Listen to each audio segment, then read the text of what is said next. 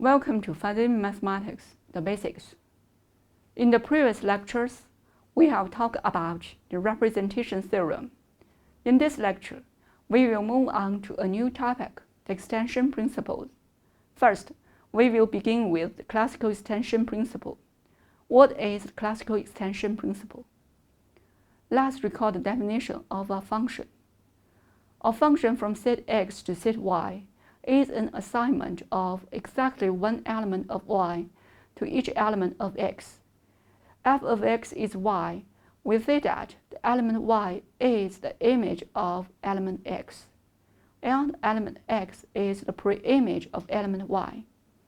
Let f be a function from x to y. Let A be a subset of x.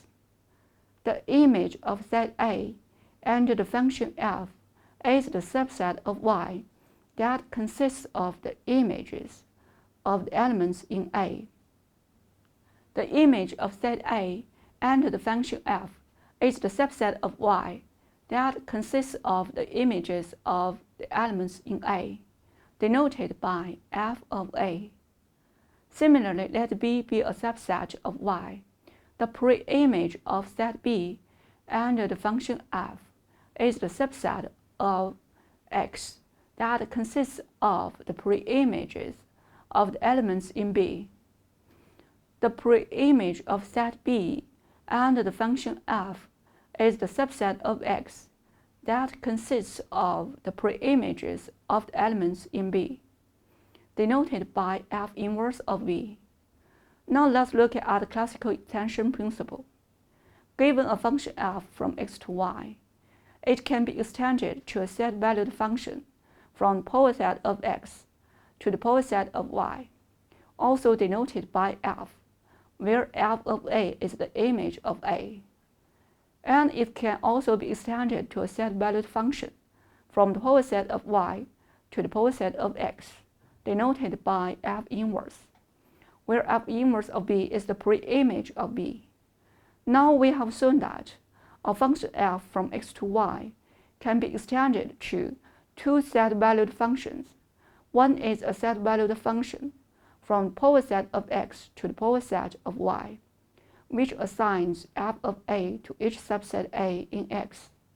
The other is a set-valued function from the power set of y to the power set of x, which assigns f inverse of B to each subset B in y. Next, we will express the classical extension principle with the characteristic functions. If we can express the classical extension principle with the characteristic functions, replace the characteristic functions with the membership functions, then we can extend the extension principle from the classical cases to the fuzzy cases. Lemma 1. Let f be a function from x to y. First, suppose A is a subset of x, y is an element in set y. Then f of A of y is the supremum of A of x, f of x equal to y, where the supremum of the empty set is 0. Next, suppose B is a subset of y, x is an element in set x. Then f inverse of B of x equals B of f of x. First, suppose y is an element in set y. We will consider two cases. One is y is in the image of set x, and the other is y is not in the image of set x. If y is not in the image of set x, that is, y is not in the range of f. If y is not in the image of set x, of course, y is not in the image of set A, so f of A of y equals 0. If y is not in the image of set x, then f of x is not equal to y for all x, and the supremum of A of x, f of x equal to y, will be the supremum of the empty set, which is 0. In this case, we have f of A of y equals the supremum of A of x, f of x equal to y. If y is in the image of set x, we will consider two cases further. One is element y is in the image of A, and the other is y is not in the image of A. If y is in the image of A, then f of A of y equals 1, and there exists x0 in A. F of x0 is equal to y. x0 is in A. That is, A of x0 is equal to 1. Of course, A of x0 is less than or equal to the supremum of A of x. F of x equal to y, which is less than or equal to 1. Therefore, the supremum of A of x, f of x equal to y, is equal to 1. In this case, we still have f of A of y equals the supremum of A of x, f of x equal to y. If y is not in the image of A, then f of A of y equals 0. That means if f of x is equal to y, then x is not in A.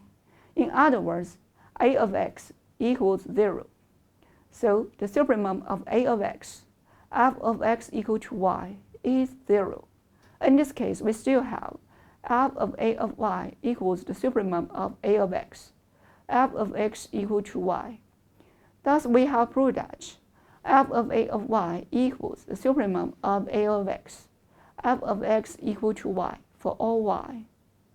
Suppose x is an element in set X. We will consider two cases. First, suppose x is in the preimage of B, and the other is x is not in the preimage of B. If x is in the preimage of B, then f of x is in B. That means f inverse of B of x equals 1, and B of f of x equals 1. In this case, we have f inverse of B of x equals B of f of x. If x is not in the preimage of B, then f of x is not in B. That means f inverse of B of x equals 0, and B of f of x equals 0.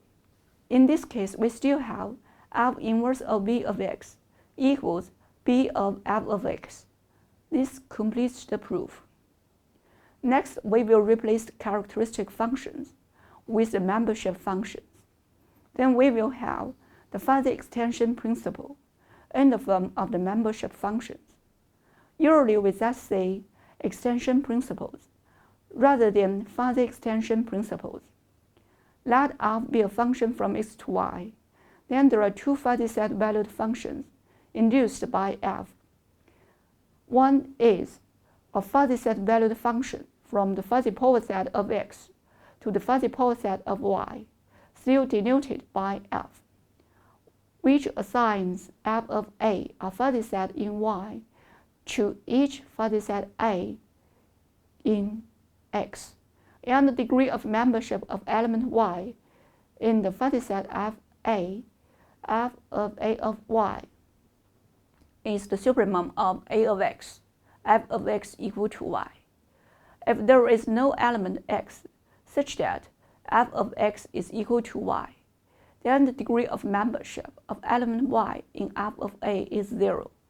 The other is a fuzzy set-valued function from the fuzzy power set of y to the fuzzy power set of x, denoted by this notation f inverse, which assigns f inverse of B, a fuzzy set of x, to each fuzzy set B in y, and the degree of membership of element x in f inverse of B is the degree of membership of f of x in B.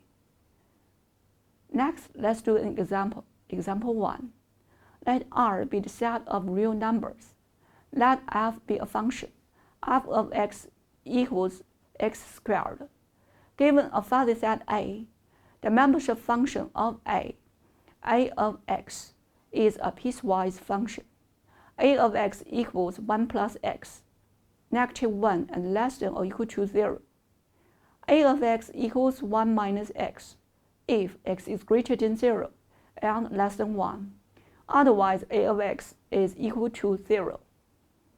Using the extension principle, we can extend the function f to a fuzzy set-valued function. Find the membership function of the image of fuzzy set A. By the extension principle, we have the degree of membership of element y in the fuzzy set f of A is the supremum of A of x, f of x equal to y. As f of x equals x squared, it is going to be the supremum of A of x, x squared equal to y. We will consider two cases.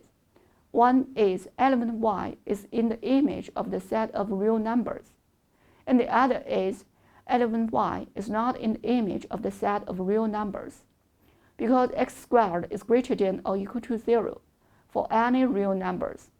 The image of the set of real numbers is the set of non-negative real numbers.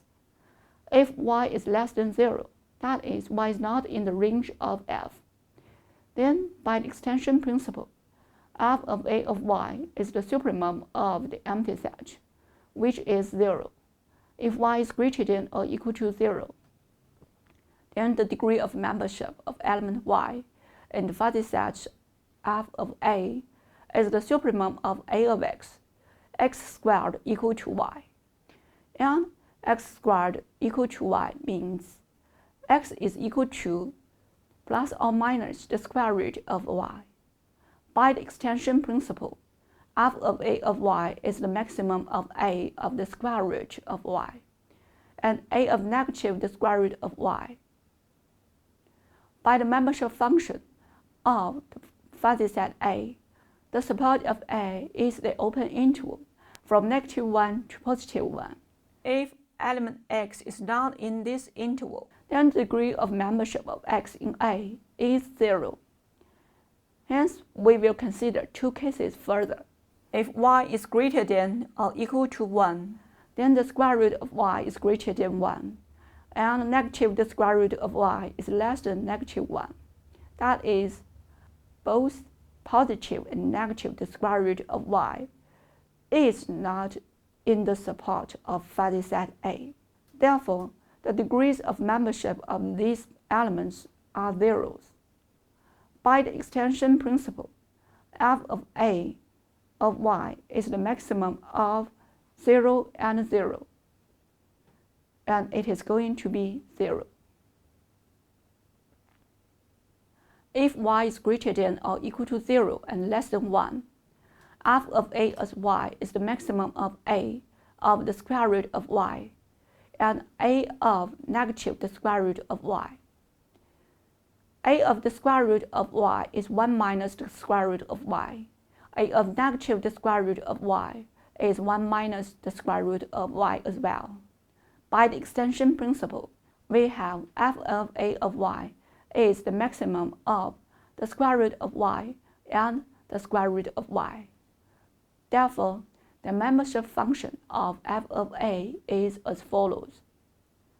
At the end of this lecture, I'd like to mention that when you meet questions similar to this example, you may first try to find the range of the function, the kernel, or the support of A.